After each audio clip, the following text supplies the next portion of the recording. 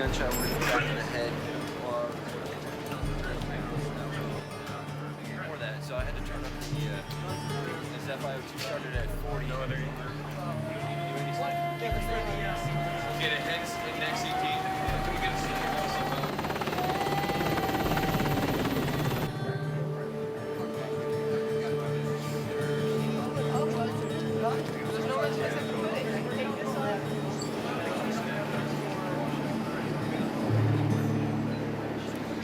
Please raise your right hand and repeat after me. I do solemnly swear that I will be loyal to the profession of medicine and just as generous to its members.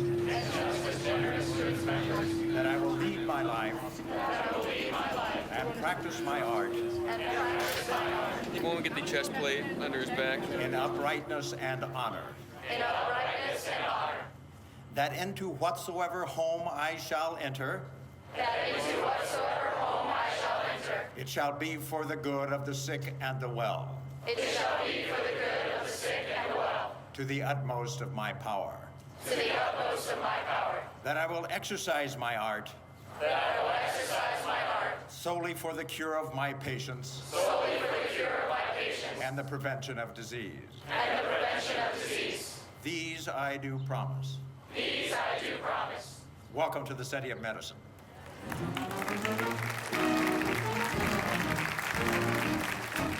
Students, all out.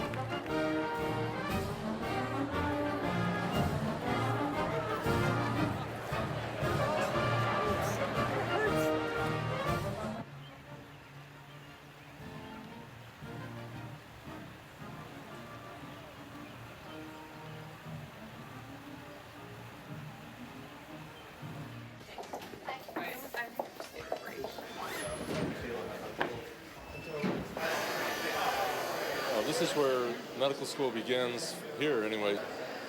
These cadaver dissections are the very first patients that the students have. And we teach them respect for the cadaver, and we try to be very careful in how we do this, but we think this is a very important part of their education, kind of the initiation into medicine. You know, part of the brachial plexus is the suprascapular artery comes off the thyrocervical brain. The thyrocervical trunk has two things that we already learned, the transverse cervical artery and the suprascapular artery. My grandmother went to one day of medical school. I ran out of anatomy lab because she couldn't handle it. And there's the platysma right there. Just like in surgery, what you can see through, you can cut. Okay? Yeah, there it is.